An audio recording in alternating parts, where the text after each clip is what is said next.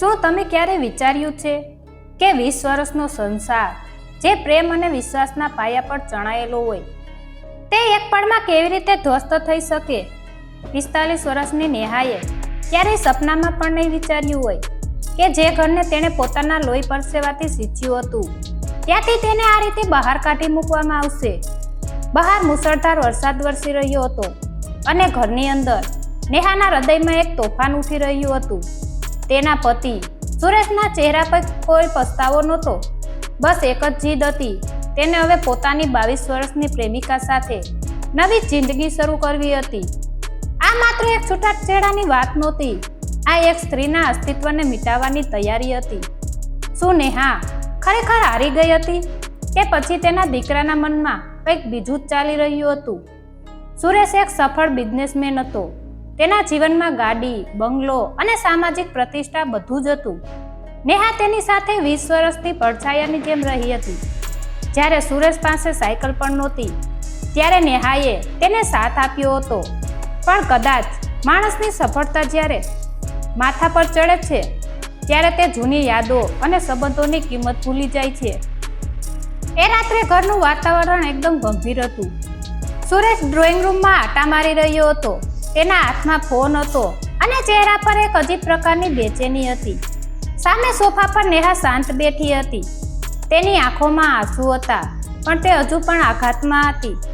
તેને વિશ્વાસ જ નહોતો આવતો કે જે પતિને તેને ભગવાન માનતી હતી તે આજે તેને ઘર છોડવા માટે કહી રહ્યો છે. નેહા, હું થાકી ગયો છું, સુરેશે અચાનક શાંતિ તોડતા કહ્યું. મને હવે આ જીવનમાં રસ નથી રહ્યો. મને નવી ઉર્જા જોઈએ છે, નવો જુસ્સો જોઈએ છે.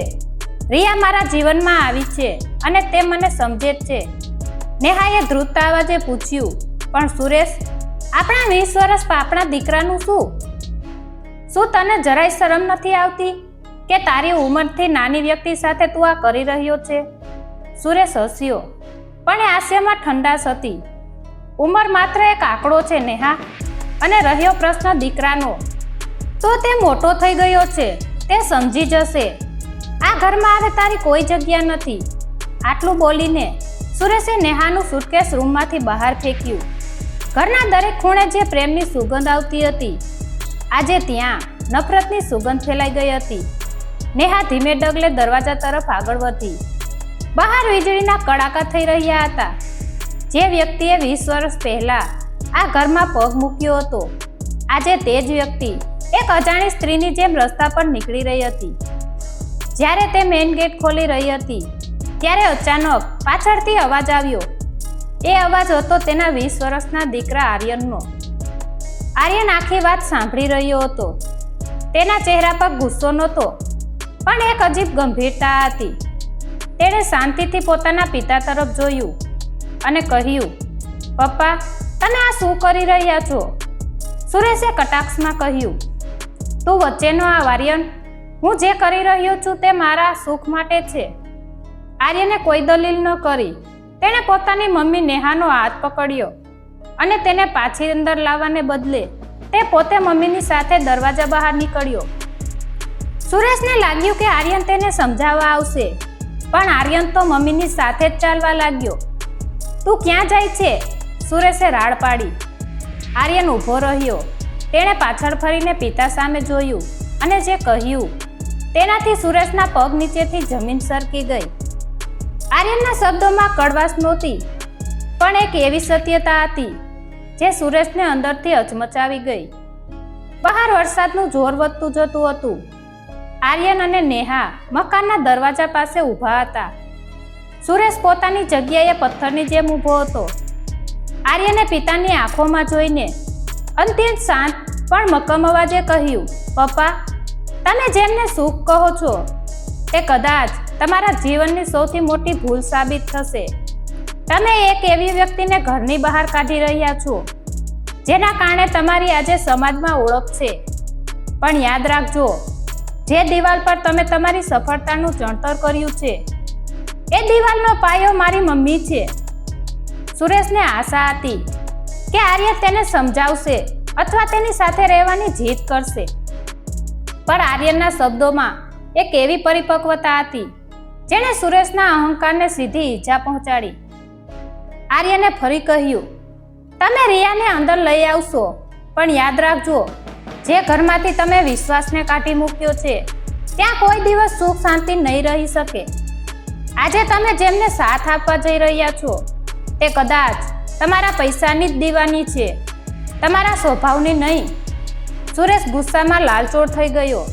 તેણે ચીસ પાડીને કહ્યું, તારે પણ જવું હોય તો જા, મને કોઈની પરવા નથી.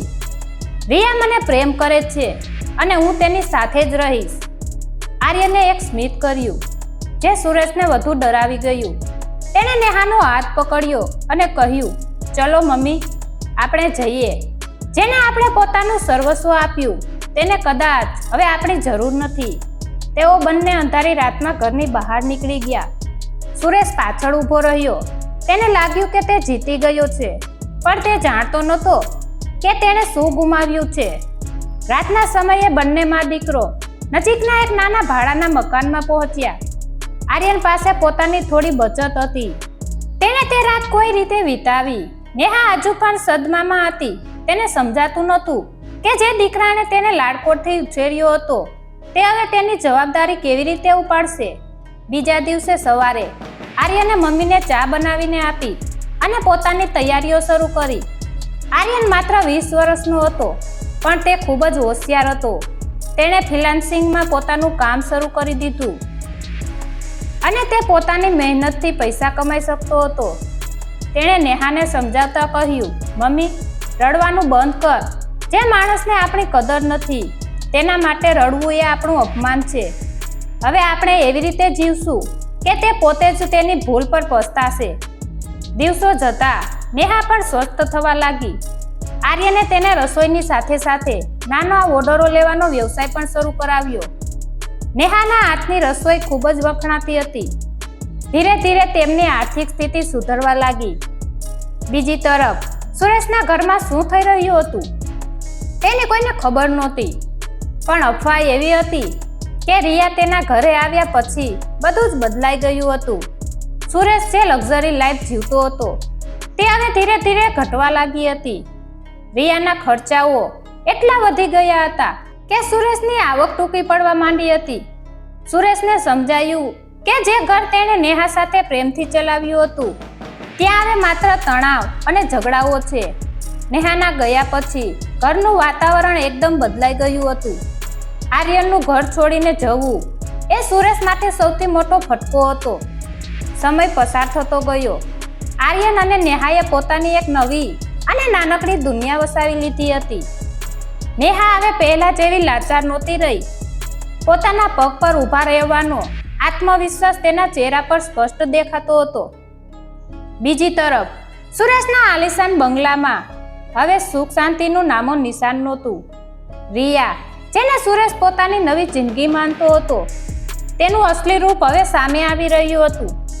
ઘરમાં હવે સુરેશના જૂના મિત્રોનું આવવું બંધ થઈ ગયું હતું, કારણ કે રિયાને તે પસંદ નહોતું. રિયાનો સ્વભાવ એકદમ અલગ હતો. તેને માત્ર પૈસા અને પાર્ટીઓમાં રસ હતો.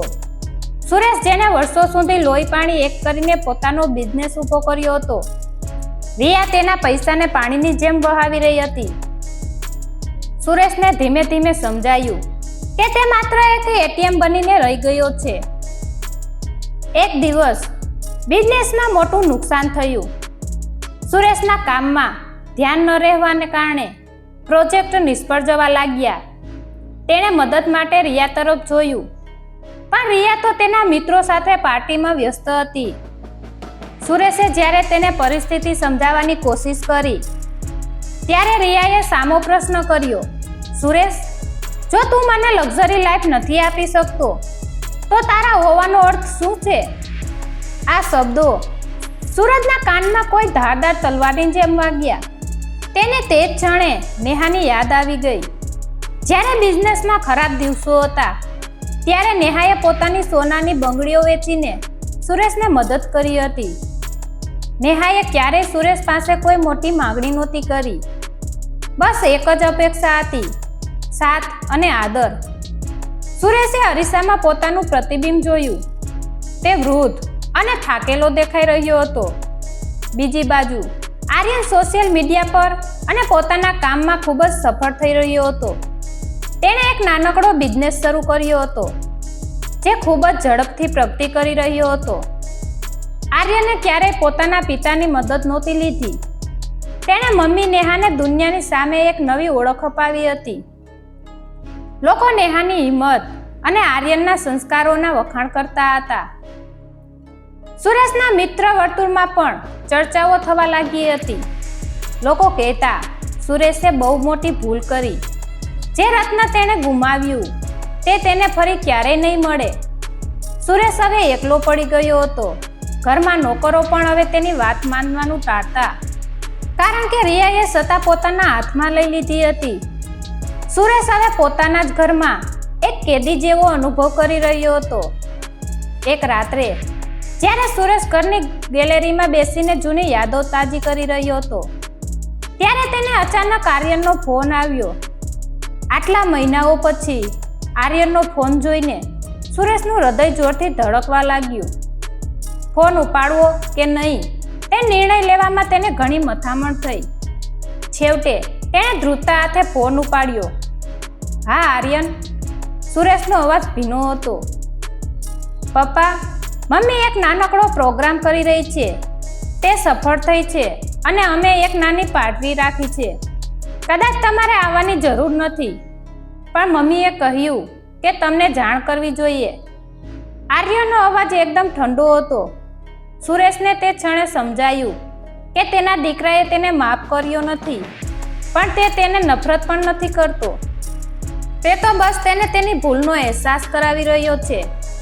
સુરેશને સમજાયું જે સંબંધ તેણે તોડ્યો હતો તે હવે કદાચ કાયમ માટે તૂટી ગયો છે. હવે સુરેશ માટે બે રસ્તા હતા.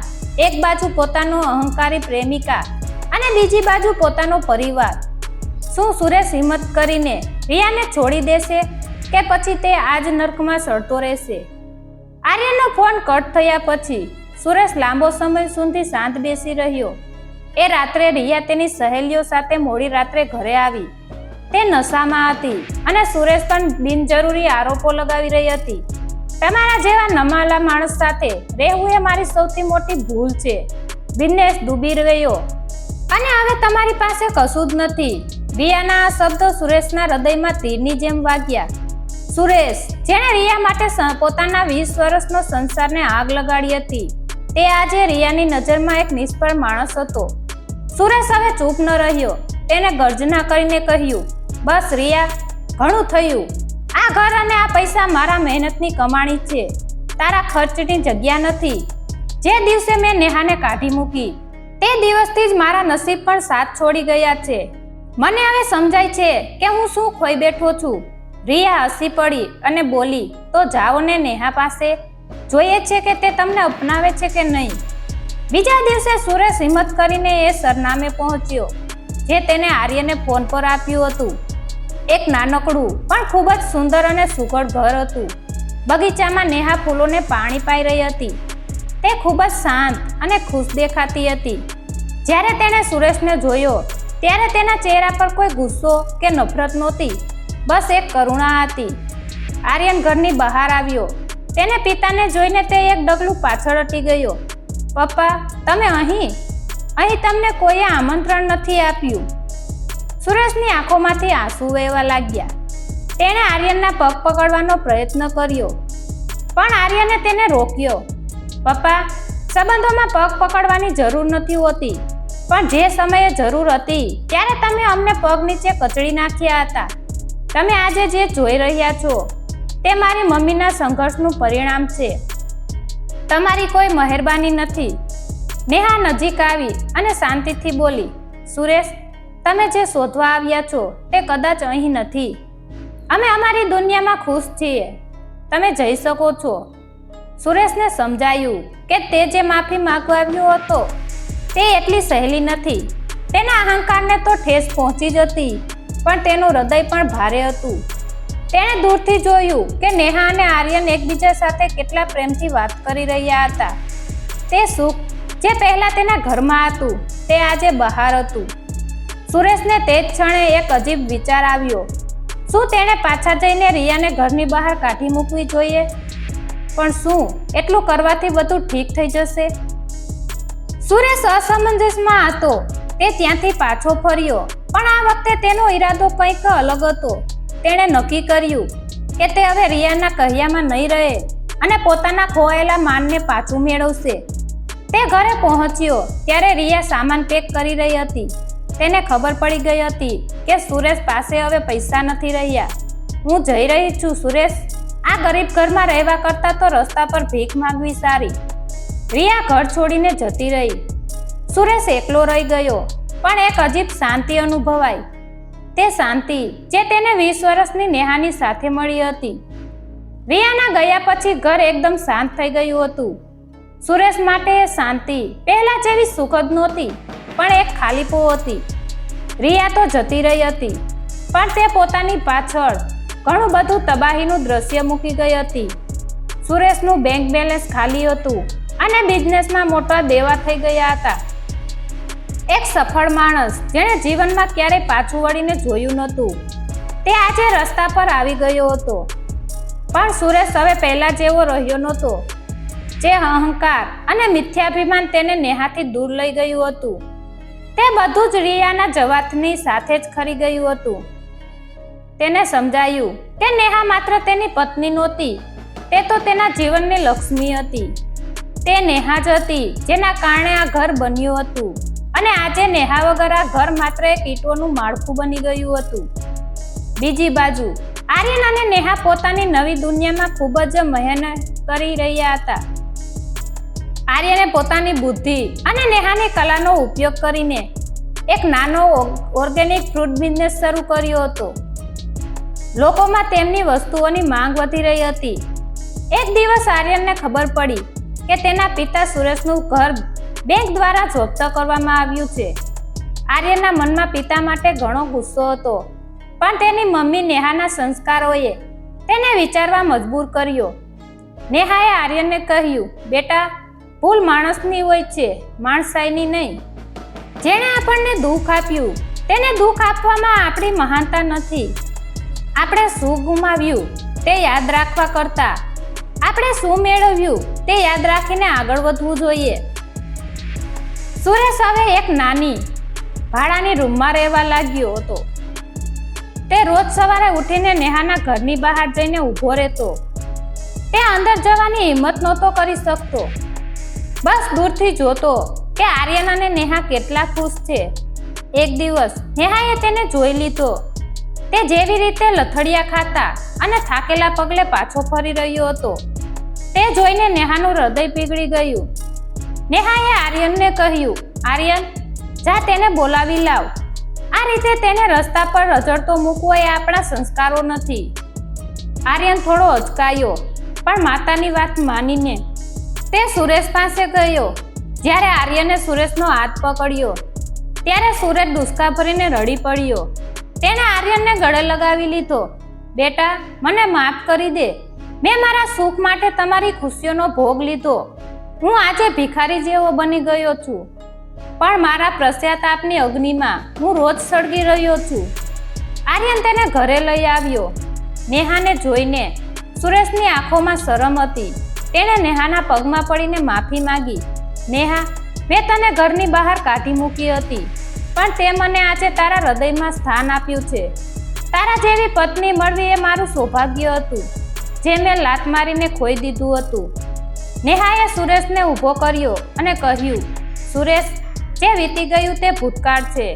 આપણે હવે વર્તમાનમાં જીવવાનું છે, પણ યાદ રાખજે, આ વખતે તારે મહેનત કરીને ફરી બધું મેળવવું પડશે.